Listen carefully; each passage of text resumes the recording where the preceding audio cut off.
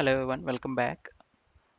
So in our previous topic, we discussed about the introduction to the hooks, what are the hooks available, and introduction to the each and every hooks like scenario hooks, conditional hooks, and step hooks introduction we have seen, right? So today we'll discuss about how these hooks will work and how can we make use of these hooks in our automation framework. Okay, so for this I created a lightweight framework, Cucumber framework. Okay, which I will be having the source packages as of two. One is of a source test and one source test resources, two packages. Under source test, what I have is another sub packages of a step definition. I have a feature file under the resources features package where I have a one scenario here. I just copy pasted it multiple times to create three scenarios, and each scenario I tagged it with a different tag names. Okay, read and write permissions. This scenario is having a read and write permissions, and this scenario is having a read permissions, something like that. And this scenario is from a Mercury Interactive website. So that is the presentation. I am just giving some basic representation this feature, and I created the step definition of this feature file, these scenarios under the step definition package, and this is the step definition I'm using right now. I'm just printing it blindly. Okay, and I have a utility package as well where I will be having the glue code in the test runner class, and I have a reusable components class. In this what I implemented is about the code which reads the JSON data.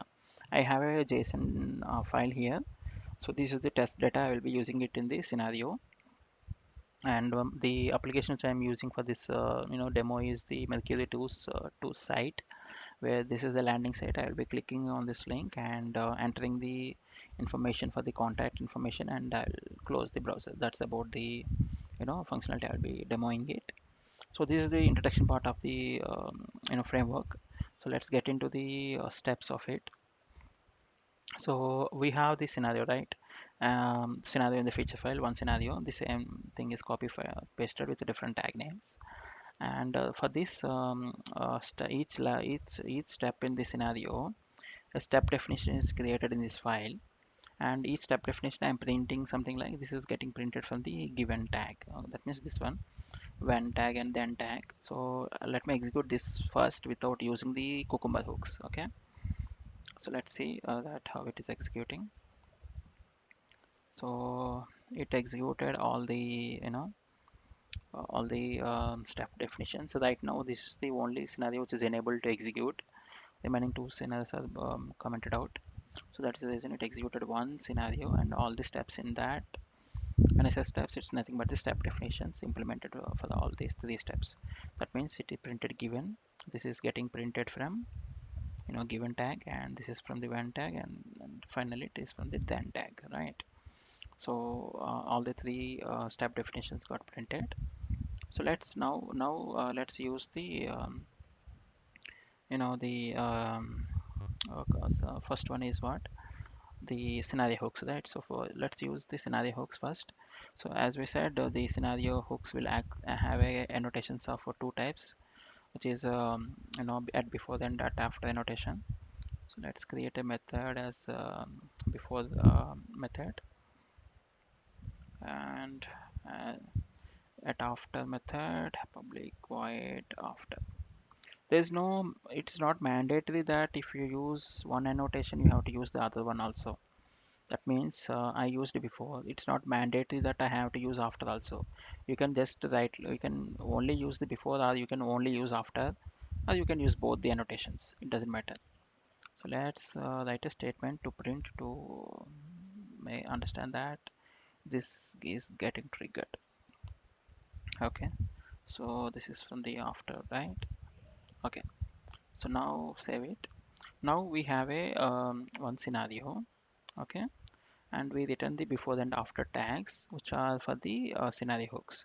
So the expectation is this before hook, that means this line of statement will get printed. That means this block will get executed first, even before the scenario execution.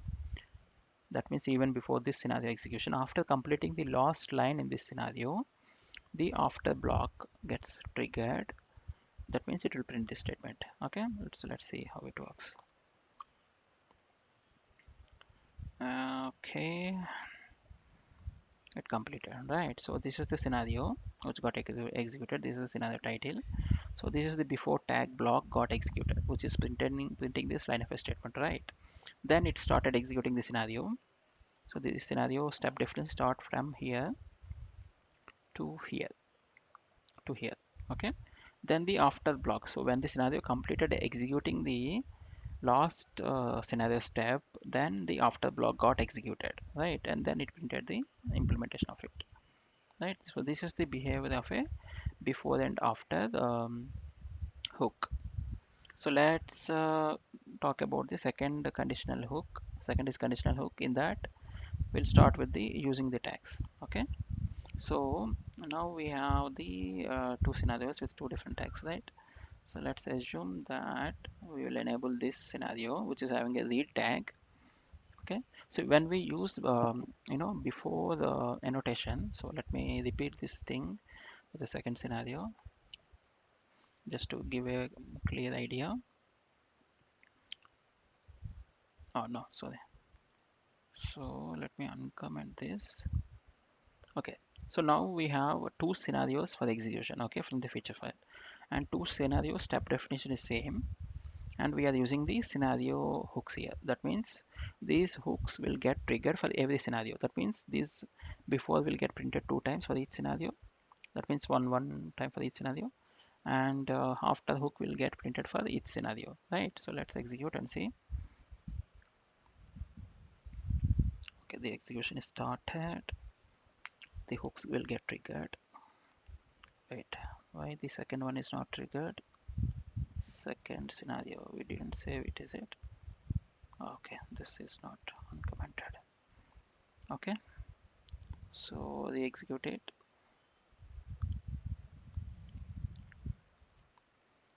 Okay, so the two scenarios got picked up, right? So now we are using only the scenario hooks. So we are not using the conditional hooks. So the scenario hooks, as we discussed, this will get triggered for every scenario. Before starting of the scenario, the before block annotation will get triggered. After completing the last step of the scenario, at after annotation block will get triggered. So that is the reason you see before the annotation before the annotation is triggered before executing the scenario, and this is the scenario. After completing the scenario, after block got executed for the scenario 1, this is scenario 1, right? Scenario 1. And this is scenario 2, which is having a different tag, where scenario 2 before executing the implementation of it, before this is the implementation of the scenario, before executing implementation of this, the before block before the annotation got triggered, after completing the last step of the scenario, the after block got triggered. So the scenario hooks gets triggered for every scenario. Okay, so now let's discuss about the conditional hooks, which is of using the tags. So now we have the different tags, right? At read tag and at read and write tag. So now what I do is I copy paste this stuff, these annotations, and I'll paste it here. Then I'll pass the tag here. Okay, the tag is at read, at tag, before tag, and I'll say after tag. Okay, so here also it is tag, which is in double quotes.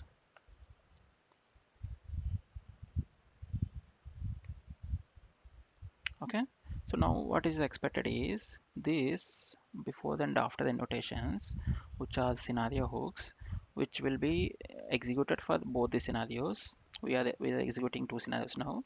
So this block, these two annotations will get triggered for both the scenarios. But this conditional hook, that means tag based conditional hook, will get triggered only when only this tag matching with a scenario. That means this scenario, only for this specific scenario, the this hook based conditional block will get executed.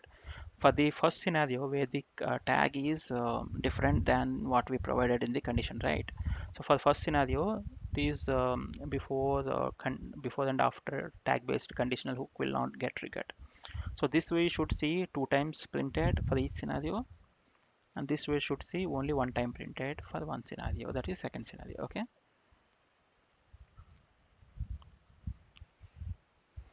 Okay, right. So what it done, it executed two scenarios, right? And see, before, this is the scenario one, which is having a read and write tag. This is the second scenario, which is having a read tag. So as part of the scenario hooks, the before hook got triggered, so which is so before the hook got triggered as a scenario hook, and also for the second scenario also before the hook got triggered, because it's a scenario based scenario hooks. But if you see the, oh no, I didn't print it with no, before tags, I'll say after tags. Okay, just to differentiate the execution. Okay, so it's done the execution. Okay, so we see that the before triggered one for the scenario one, and for the scenario two also the before tag executed. But for the second scenario where the scenario tag is read, which is matching with the conditional tag based conditional tag based hook here, which is provided as a tag as a read. When this JVM found the second scenario with this tag, and JVM found a conditional based hook here, which is having the same tag, then only for that specific scenario, this before and after the annotations got triggered. Only for that scenario you see at before tag executed, and at where is that, at after I didn't print it, after is printed, but after tag th, no, we given as a tag, it has to be read, right? That's a syntax mistake issue. Okay, so in the right, so before tag executed here and after tag executed here. So these before tag and after tag executed only when the tag is matching with the scenario, right? So this is how the conditional tag based condition works. And the next condition is using the order, right? So now we will give the order. We'll remove this. Let's comment this out for a moment. Okay. Now I'll copy this and paste it before order, and here after order, right?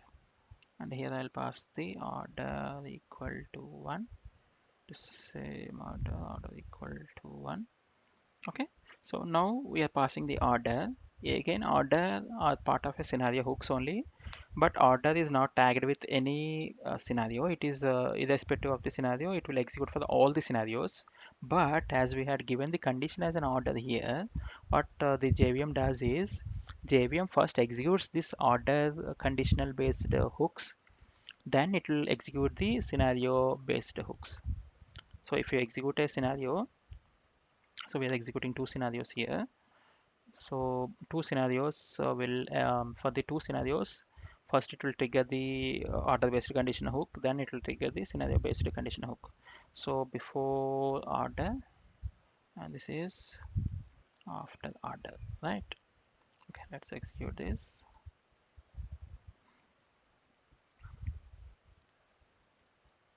Okay, right. So as we said, the order takes the preceding for the execution. So order block got executed at before the order. That means before the order tag block executed, then the scenario hook got executed. Similarly, for the scenario 2, at before the tag got executed, that means at before the order tag got a conditional tag executed, then the scenario tag, which is at before, got executed. So to summarize with the scenario hooks and the conditional hooks, so the scenario hooks will be repeated for every scenario, and the conditional hook will be repeated if the condition is tags, and that hook will get triggered only when the condition is matching. If the condition is order, the order conditional block will get executed for every scenario. Then the last one is the step hooks, right?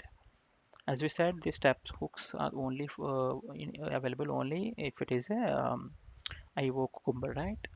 So before steps, public void before steps, and it is after steps. Okay, so we'll print the same thing, and here um, before steps, this is after steps. Let's import this. Okay, we're not given the method name. Void after steps. Let's import. Okay, this is not the case, and we should put this thing here.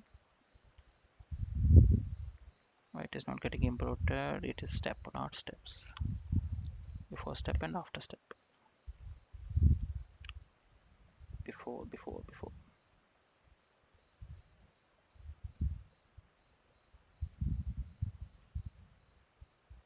Okay, it's got imported. Save it. So now we have a two scenarios, and each scenario is having three lines of a code, right? So the step. So now let's comment these scenario hooks for the moment and the conditional hooks, and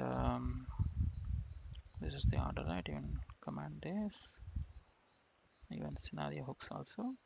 So now we commented the scenario hooks and conditional hooks, right? So now we have enabled only the step hooks. So now we have two scenarios for the execution. Each scenario is having three lines of a scenario steps. So for every step, the before step annotation and after step annotation will get triggered. So that means for each scenario, we should see this, hooks gets triggered two times, before and after. Before step. Okay, so before and after will get executed. Now for every step, two scenarios, six steps for six steps, 6 to 12, it will show 12 times. So see, so before the step definition is executed, the before step annotation got triggered for everything like that. After the step definition is executed, the after step annotation got triggered, right? So this is how the step definition works, and it is repeated for every step in every scenario. So this is the functionality of the before and after step. So how do we make use of this in our automation framework, right? So let's delete this, and let's put some automation code here. Okay, and for that I just created a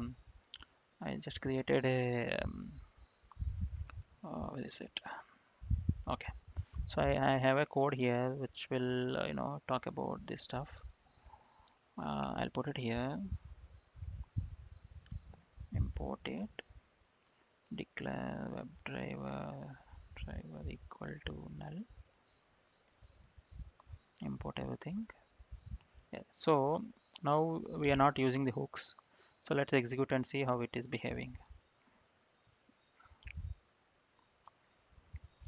Now we have two scenarios enabled, right? So this step definition will execute two times. I will be entering the contact information here, and I'll close the browser. For the second scenario, the step definition is same. So it will just repeat the same stuff.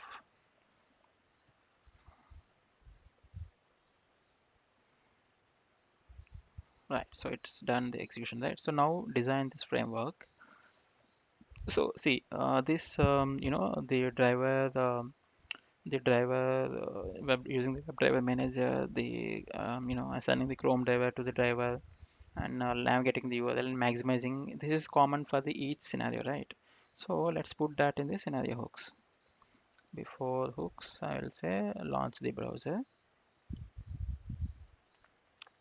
Okay, and after hooks, I will say kill the browser. Void Okay, here I said launch, required launch, required tear down. Okay, so this is the tear down. Okay, so import these dependencies from Cucumber Java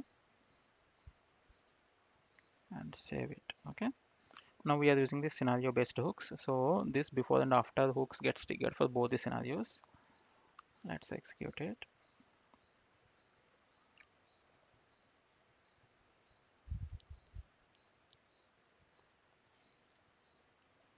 Okay, browser launched, clicked, done. That is for the first scenario. Browser launched, clicked, entered the details, and closed the browser. Right. So, see, this launch of the browser and close of the browser is handled in the scenario hooks. So that is the reason before executing this scenario, the launch of the browser and navigating to the URL and maximizing the browser had taken care using the at before annotation. After completing the scenario, after the annotation got triggered, and it closed the browser. So that is the behavior of the at before and after. So now let's use the priority of it at before public void before order, just to give a differentiation of it. At after public void after the order. Okay, now puts the condition here as an order equal to 1. Okay, order equal to 1. Okay, so now what I will do, I'll the driver assignment, I'll put it in the order. Okay,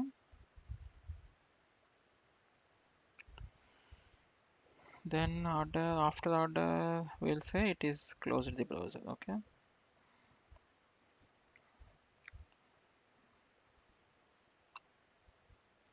close the browser from at after order annotation, conditional at after conditional annotation. Okay, so let's execute this. So as we said, the order will take the preceding of execution, then the scenario block will get executed. Order hook. Okay, so let's execute this. Now we should not get a element not found exception due to the browser is not launched. State element exception due to the browser is not launched. Now the browser is launched because the order got triggered first and it entered the details. That means the browser is finding the elements. That means the driver is able to find the elements. That happens only when this gets triggered first, and the navigation, that means the driver object will have the Chrome browser, then it will be able to navigate and it will be able to find the objects, right? So that means the conditional based order conditional based hook got triggered first. Okay, now we'll talk about the third one, which is a step hooks, right? Now step hooks, right? Step before step, public void before step, and at after step, public void after step. Okay, so what we can do in the before and after step. See, right now what I'm doing is I'm entering the details here, right? But what we can do is so as I said, I created a JSON file, right? So this JSON file is in under the resources directory, the source resources directory. This is having a key value pair of a first name and last name, and I have a array here which is a e-contact. E-contact is having a array which is of a one single object. It is, which is again having a phone number and email as a objects for the key and value for the e-contact object. Okay, so I will pass these variables in feature file so that those variables will be I'm passing it in the step definition to read the you know what you to read the data from the JSON. Okay, so let's design this. Now we have the launching of the browser handled in the before hooks, and the before conditional hooks and before the scenario hooks. Now click on this registration link and enter first name in the first step definition. Then I'll put it in the entering the last name and phone number in the second step definition. Then email, I'll put it in the I'll put it in the last step. Given shoot is okay. Last step and driver dot quit. We should handle here now, so we can close this, delete this line, right?